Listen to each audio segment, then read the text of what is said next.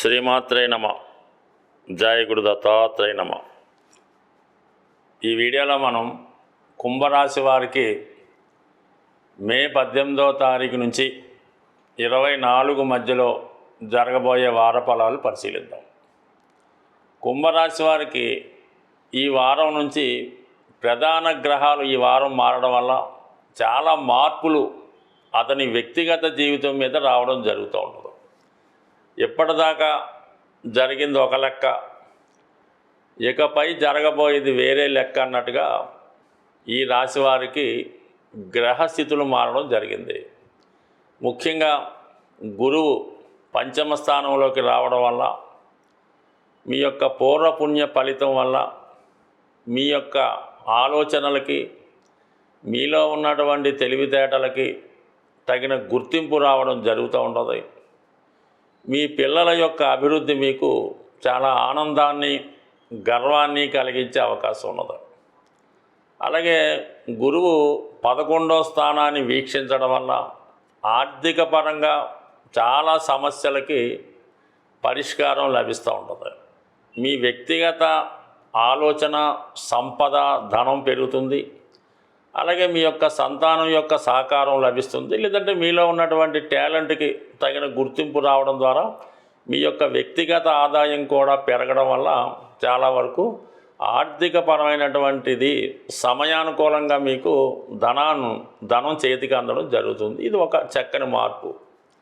అయితే ఈ రోజే ఇంచుమించుగా రాహు కూడా కుంభరాశిలోకి, అంటే మీ రాశిలోకి ప్రవేశిస్తున్నాడు. అంటే ఇది ఒక విధంగా స్వక్షేత్రం అయినప్పటికి కూడా గతంలో మీరు ఎంత నిజాయితీగా, ఎంత మంచిగా పేరు తెచ్చుకున్నారో వాటన్నిటికీ ఇప్పుడు భంగం కలిగే అవకాశం ఉన్నది. మీ యొక్క ఆలోచన ధోరణిలో ఏదో ఒక మార్పు కనబడుతూ ఉంటుంది. ఏదో విధంగా అవతల వాళ్ళని మాయ చేసో, మోసం చేసో, చట్టానికి వ్యతిరేకంగానో ఏదో విధంగా మీకు అనుకూలంగా అన్ని విషయాలు మార్చుకోవడం జరుగుతూ ఉంటుంది. కొత్త ఆలోచనలతో ఏదో విధంగా ధనం సంపాదించి మనం ఈ సమస్య నుంచి బయటపడాలనే ఆలోచన కలుగుతుంది. ఏదైనా ఒక విధమైనటువంటి మార్పు మీలో రావడం జరుగుతుంది.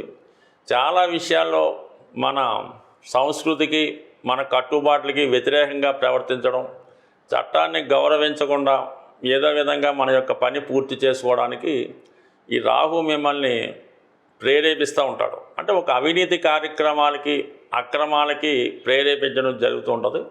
అయితే దాన్ని అధిగమించే శక్తి మీరు సంపాదించవలసి ఉంటుంది. ఏమాత్రం పరిస్థితులకి అనుకూలించలేక బలహీనపడినా, టెంప్ట్ అయినా అక్కడి నుంచి మీ యొక్క పతనం ప్రారంభం అవడం జరుగుతుంది. అంటే ఆర్థిక పరంగా బాగుంటుంది, వ్యక్తిగతంగా మీరు ఒక విధమైనటువంటి ఇబ్బందికి లోనవ్వడం జరుగుతూ ఉంటుంది. అయితే గురుదృష్టి ఉండడం వల్ల మీరు ప్రయత్నపూర్వకంగా ఎటువంటి అవినీతి కార్యక్రమం నుంచి అన్నా బయటపడవచ్చు. అది మీ యొక్క విద్వత్తును బట్టి, సంస్కారాన్ని బట్టి, మీ మనసును బట్టి ఉంటుంది. బట్ ఏదైనా జాగ్రత్తగా నిర్ణయం తీసుకోవాల్సినటువంటి సమయం. ఇక ధనస్థానంలో శుక్ర, శని గ్రహాలు మీ కుటుంబంలో వ్యక్తులకి, అంటే ముఖ్యంగా కుటుంబంలో ఉన్నటువంటి స్త్రీలకి ఆదాయం పెరుగుతుంది. వారు కూడా వివాహం అవడం వల్ల కానీ, వేరే చోట ఉద్యోగం రావడం వల్ల కానీ, లేదంటే వారి విద్య నిమిత్తం మొత్తం మీద మీ కుటుంబంలో కొంతమంది దూరం అయ్యే అవకాశం ఉంది. అయితే అది అనుకూలంగానే ఉంటుంది. ఇది ఉద్యోగమో పెళ్ళో జరగడం వల్ల ఉంటుంది. అయితే ఆర్థిక పరంగా మీకు కొంతకాలంగా దూరంగా ఉన్నటువంటి మీ కుటుంబ సభ్యులు తిరిగి మళ్ళా కలుసుకొని ఏదో విధంగా మీ యొక్క అభివృద్ధికి కారణమవుతుంటారు. కుటుంబంలో ఏదో ఒక శుభకార్యం ఈ సమయంలో జరగడం వల్ల దాని కొరకు మీరు అట్టహాసంగా, చాలా వైభవంగా ఒక ఫంక్షన్ రూపంలోనో, గెట్ టుగెదర్ రూపంలోనో మీ యొక్క ప్రతిష్టని పెంచుకునే విధంగా ధన వ్యయం జరుగుతుంది. సో 6వ స్థానంలో కుజగ్రహ సంచారం మీ యొక్క కోర్టు సమస్యల నుంచి కానీ, ఆర్థిక సమస్యల నుంచి కానీ కంపల్సరీగా బయటపడవేస్తుంది. కుటుంబ సభ్యుల మధ్య ఉన్నటువంటి సమస్యలు చాలా వరకు మీకు అనుకూలంగా మారడం జరుగుతూ ఉంటుంది. బట్ ఏదైనా ప్రస్తుతం అన్ని పరిస్థితులు మీకు అనుకూలంగా రావడం జరుగుతూ ఉంటుంది. ఏదో విధంగా దాన్ని శుభ్రంగా కంటిన్యూ చేసుకుంటూ గతంలో పోగొట్టుకున్నటువంటిది ఏదైనా తిరిగి పొందే అవకాశం ఉంటుంది. బట్ ఈ సమయంలో మీరు మరి రాహుగ్రహ అనుగ్రహం కోసం ఏదైనా ఒక శుక్రవారం రోజు కనకదుర్గ అమ్మవారి ఆలయంలో, అంటే ఒక శక్తి స్వరూపిణి ఆలయంలో అమ్మవారికి విధి విధానంగా కుంకుమర్చన చేపించి ఒక నిమ్మకాయల దండ అమ్మవారికి అలంకరించి ఒక 6 దానిమ్మ పళ్ళు అమ్మవారి ఆలయంలో ఇవ్వటం వల్ల మీకు చాలా వరకు హ్యాపీ, సంతోషం కలిగే అవకాశం ఉంటుంది. ఈ సమస్యల నుంచి బయటపడడానికి కూడా కారణమవుతుంది. ఇంకా కోర్టు సమస్యలు ఉన్నవాళ్ళు హనుమాన్ టెంపుల్లో మంగళవారం రోజు గారెలు, అంటే వడమాల సమర్పించడం వల్ల కోర్టు సమస్యల నుంచి బయటపడే అవకాశం ఉంటుంది. ఈ వారం గ్రహాల యొక్క అనుకూలత లేని వాళ్ళు, ముఖ్యంగా ఉద్యోగ సంబంధించిన విషయాలు, వివాహానికి సంబంధించినవి, అలాగే రుణ సమస్యలు ఉన్నవాళ్ళు ఈ నెల, అంటే మనకి ఈ వారమే వస్తుంది, 22వ తారీఖున హనుమత్ జయంతి. ఈ హనుమత్ జయంతి రోజు మీరు ఆంజనేయ స్వామి వారి ఆలయంలో మరి మీ యొక్క సమస్యను బట్టి ఎవరైతే వివాహానికి ఆలస్యం అవుతుందో అమ్మాయిలు కానీ అబ్బాయిలు కానీ ఆ రోజు శుభ్రంగా మంగళ స్నానం చేసి సాంప్రదాయ దుస్తులు ధరించి కంపల్సరిగా స్వామివారికి తమలపాకులతో కనీసం, అంటే 108 తమలపాకులు కాబట్టి దాని సంఖ్య ఎక్కువైనా పర్లేదు, ప్రతి తమలపాకు చాలా శుభ్రంగా నీట్గా ఉండవలసి ఉంటుంది. ఓపిక ఉన్న వాళ్ళంతా అదంతా మాలగా తయారు చేసి స్వామివారికి కూడా వేయచ్చు. కానీ కామన్గా బిజీగా రోజు ఉంటుంది కాబట్టి ఈ 108 తమలపాకులతో వివాహ సమస్యలతో ఉన్నవాళ్ళు స్వామికి తమలపాకులతో పూజ జరిపించి ఒక 5 అరటిపళ్ళు స్వామికి ఇవ్వాల్సి ఉంటుంది. ఎవరైతే ఉద్యోగం లేక ఇబ్బంది పడుతున్నారో అటువంటి వాళ్ళు అదే రోజు స్వామికి సింధూరంతో అభిషేకం చేయించవలసి ఉంటుంది. లేదంటే మరి సింధూరం చక్కగా ఒక 100 గ్రాముల సింధూరం డబ్బా ఇచ్చి ఒక 8 కొబ్బరికాయలు, మంచి కొబ్బరికాయలు 8 చాలా నీట్గా పర్ఫెక్ట్గా ఉన్న కొబ్బరికాయలు స్వామివారికి సమర్పించి ఆ 8 కొబ్బరికాయలు స్వామికి అర్పించడం వల్ల కంపల్సరిగా ఉద్యోగానికి ఉన్నటువంటి సమస్యలు పరిష్కారం అవుతాయి. అలాగే మీరు ఇచ్చిన డబ్బులు తిరిగి రావడం లేదు, అలాగే భార్యాభర్తల మధ్య గొడవలు, చికాకులు, ఇతరులు ఏదో ఇబ్బంది పెడుతున్నారు, అన్నదమ్ముల సమస్యలు అనుకుంటే స్వామివారికి అదే రోజు వడమాల సమర్పించడం వల్ల కామన్గా మీకు రావలసినటువంటి ధనం తిరిగి రావడం జరుగుతూ ఉంటుంది.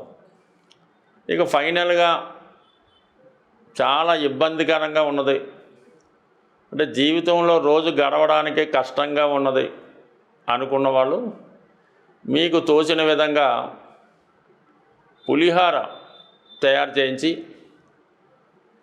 మరి స్వామివారి భక్తులకి, అంటే దేవాలయంలో వచ్చినటువంటి భక్తులకి ఈ పులిహార పంచిపెట్టడం వల్ల, అలాగే వీలైతే మజ్జిగ కనీసం ఒక 21 మందికో 10 మందికో మజ్జిగ వారి దాహానికి ఇవ్వడం వల్ల అన్నానికి లేని సమస్యలు ఉన్నాడు, అంటే చాలా వరకు ఉండకపోవచ్చు కానీ ఇంకా అక్కడక్కడ ఏ విధమైన ఇబ్బందులు ఉన్నటువంటి వారు ఉంటారు.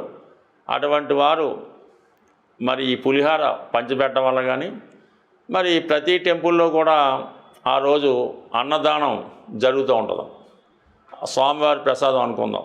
దాంట్లో మీరు కొంతైనా అందులో పాల్గొనే కూరగాయలు, బియ్యము ఏదో ఒకటి ఇచ్చి ఆ వడ్డన కార్యక్రమంలో ఈ భక్తులు భోజనం చేసిన తర్వాత వారి యొక్క ఈ మిగిలిన ఆకులు అన్నీ శుభ్రం చేసి అవన్నీ పక్కన పెట్టి మళ్ళీ వాళ్ళు తినడానికి శుభ్రంగా క్లీన్ చేయడం వల్ల మీకు ఎటువంటి సమస్య అన్న ఇటువంటిదంటే ఈ ఫైనాన్స్ ప్రాబ్లము, ఫుడ్కి ప్రాబ్లం ఉన్న వాళ్ళకి 100% మీ యొక్క సమస్య పరిష్కారం అవుతుంది.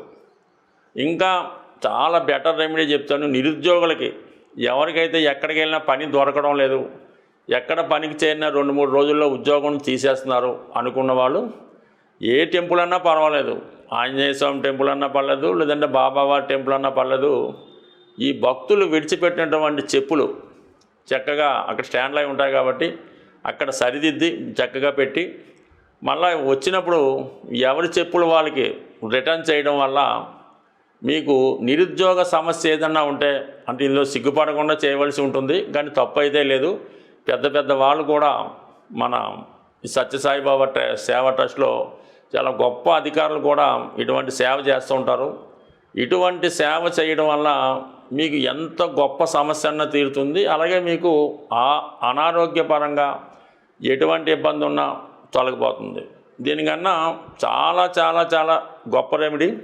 ఆ రెమెడీ చేసి 100 కోట్లకు అధిపతులుగా ఉన్నవాళ్ళు ఈ రోజుల్లో ఉన్నారు.